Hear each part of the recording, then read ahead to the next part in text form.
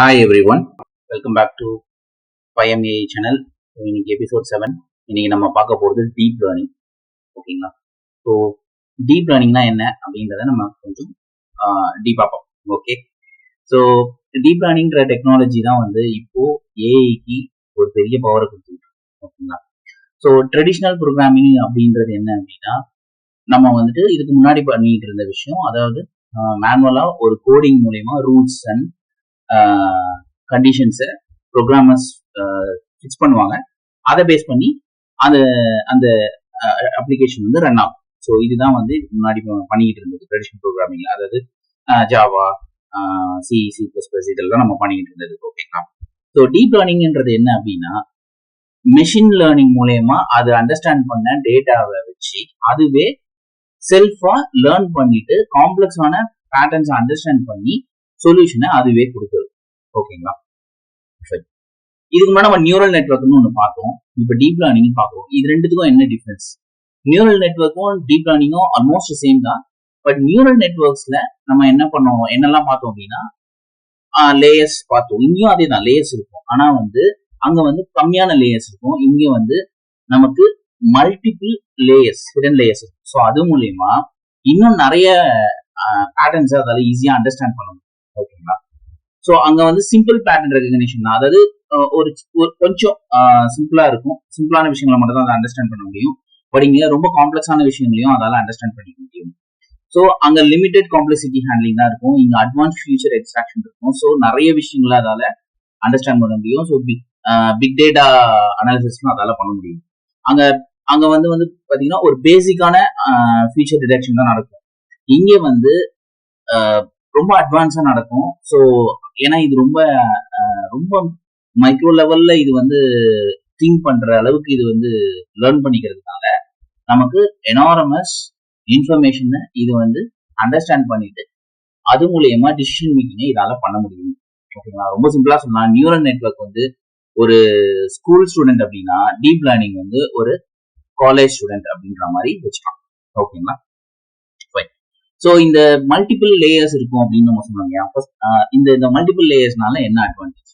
Okay, I think லேயர்ஸ்னா உங்களுக்கு என்னன்னு புரிஞ்சிருக்கும்னு நினைக்கிறேன். நம்ம ஏற்கனவே பார்த்த எக்ஸாம்பிள்ல நோடு, லேயர்ஸ் அதெல்லாம் நம்ம சொல்லிட்டு இருக்கோம். ஸோ ரோடு லேயர்ஸ்லாம் என்ன அப்படின்னா, நோடு அப்படின்றது ஒரு லேயர் இருக்கும், அந்த லேயருக்குள்ள, அதாவது நம்ம இதுக்கு முன்னாடி நம்ம பார்க்கும்போது சொன்னோம் இல்லையா, இன்புட் லேயர் அப்படின்னு ஒரு விஷயம், அங்கதான் வந்து டேட்டாலாம் என்டர் ஆகும். அப்புறம் ப்ராசஸ் பண்றதுக்கு ஒரு லேயர் இருக்கு, ஸோ அங்கதான் வந்து டேட்டா வந்து ப்ராசஸ் ஆகும். அதுக்கப்புறம் அவுட்புட் லேயர் ஒன்று இருக்கும், அங்கதான் வந்து ஃபைனல் அவுட்புட் வரும். அதை வச்சுதான் அது டிசைட் பண்ணும், இது கேட்டா டாகா அப்படின்லாம் பார்த்தோம் இல்லையா. ஸோ இது ஒரு லேயர். அந்த லேயர்ன்ற அந்த ஏரியாவுக்குள்ள நோடுன்ற ஒரு விஷயம், நோடுன்றது ஒரு சின்ன ஒரு கால்குலேட்டர் மாதிரி வச்சுக்கோங்க. அந்த லேயருக்குள்ள ஒரு கால்குலேட்டர். ஸோ நோடை வந்து நம்மளுடைய மூளையோட நியூரானுக்கு ஈக்குவலா சொல்லலாம்.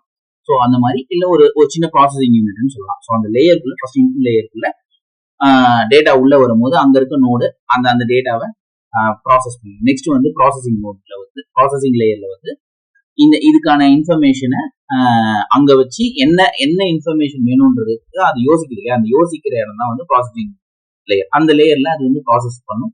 அவுட்புட் லேயர்ல இருந்து இன்ஃபர்மேஷன் அவுட்புட் ஆகும். ஓகே, இப்போ இந்த மல்டிபிள் லேயர்ஸ் இருக்கிறதுனால நமக்கு என்ன அட்வான்டேஜ் அப்படின்னா, ஒரு சின்ன எக்ஸாம்பிளா சொல்லணும் அப்படின்னு பார்த்தா, இப்போ நம்ம ஒரு இமேஜ் ஜென்ரேஷன், ஒரு இமேஜை வச்சு டேட்டாவை வச்சு அது ஒரு இமேஜா கன்வெர்ட் பண்ணுது அப்படின்னு வச்சுக்கோங்க. ஸோ ஃபர்ஸ்ட் வந்து உங்களுக்கு வந்து என்ன பண்ணும் அப்படின்னா, அந்த பிக்சல்ஸை வச்சு, பிக்சல்ஸ் உள்ள வரும், அந்த பிக்சல்ஸ் அண்டர்ஸ்டாண்ட் பண்ணிட்டு அந்த பிக்சல்ஸ்ல இருந்து அந்த கர்வ் லைன் இதெல்லாம் வந்து மேட்ச் பண்ணி, ஓகே இது வந்து ஒரு கேட் அப்படின்னு அண்டர்ஸ்டாண்ட் பண்ணும் அப்படின்னு சொன்னோம் இல்லையா. இப்போ அதையும் தாண்டி என்ன பண்ணும், மல்டிபிள் லேயர்ஸ் இருக்கிறதுனால இன்னும் கொஞ்சம் டீப்பா அதை ப்ராசஸ் பண்ணி இது என்ன டைப் ஆஃப் கேட்டு, அதாவது அந்த கேட்ல நிறைய பிரீடு இருக்கு இல்லையா, ஸோ அதை பேஸ் பண்ணி இது என்ன டைப் ஆஃப் பிரீடு, இதுக்கு என்ன கலரு, இதனுடைய ஆரிஜின் என்ன, இந்த அளவுக்கு அது வந்து டேட்டாவை ப்ராசஸ் பண்ணி அண்டர்ஸ்டாண்ட் பண்ணிட்டு நம்மளுக்கு அவுட்புட்டா கொடுக்கும். ஸோ இதுதான் மல்டிபிள் லேயர்ஸோட அட்வான்டேஜ். ஓகேங்களா? ஹோப்ஃபுல்லி இது உங்களுக்கு ரொம்ப கிளியரா புரிஞ்சிருக்கும்னு நினைக்கிறேன். ஸோ நம்ம இங்க ரியல் வேர்ல்ட் அப்ளிகேஷன்ஸ் என்னெல்லாம் இதை பேஸ் பண்ணி ஒர்க் ஆகுது அப்படின்னு சொல்லி பார்த்தோம் அப்படின்னா, ட்ரோன்ஸ், ஆட்டோனமஸ் ட்ரோன்ஸ், நீங்க கேள்விப்பட்டிருக்கீங்க. நிறைய ட்ரோன்ஸ் மூலயமா வந்து சர்வேலாம் கூட பண்றாங்க. நிறைய விஷயம் ட்ரோன்ஸ் இன்னைக்கு ட்ரோன்ஸோட டெக்னாலஜி வந்து ரொம்ப பெரிய லெவலில் இருந்துச்சு. அது உங்களுக்கு எல்லாருக்குமே தெரியும். ஸோ இப்போ ஆர்மிலலாம் கூட ட்ரோன்ஸ் இருக்கு. ஸோ அந்த அந்த அதெல்லாம் வந்து இந்த மாதிரியான அப்ளிகேஷன் அது அங்கெல்லாம் வந்து இந்த மாதிரியான அப்ளிகேஷன்ஸ் தான் யூஸ் ஆகுது.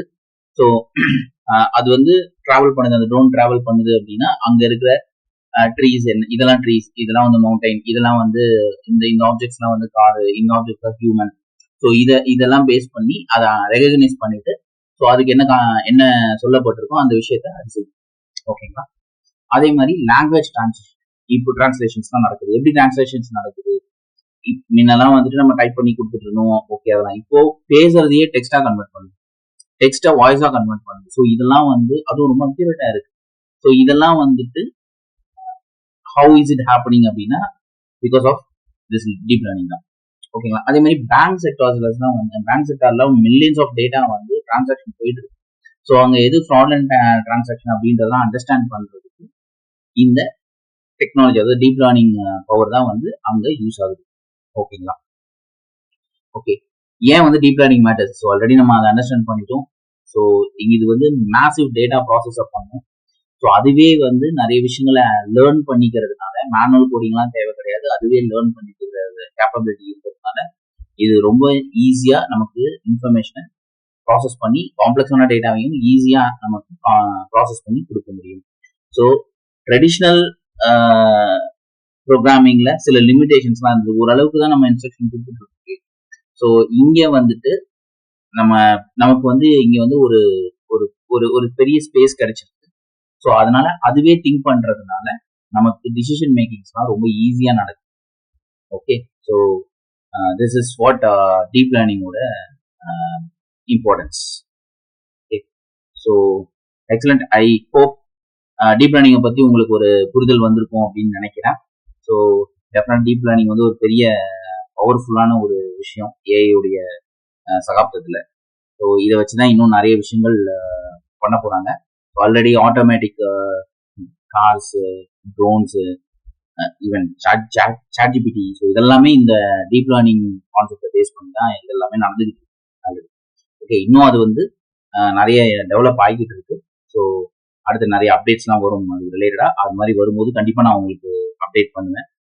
ஓகே, நெக்ஸ்ட் எபிசோட் நம்ம பார்க்க போறது நேச்சுரல் லாங்குவேஜ் ப்ராசஸிங், NLPன்னு சொல்லுவோம். அதை பத்தி நம்ம டீட்டெயிலாக நம்ம நெக்ஸ்ட் எபிசோட்ல பார்க்கலாம். அது வரைக்கும் வெயிட் பண்ணுங்க. And please share, like and subscribe. Thank you so much for your continuous support.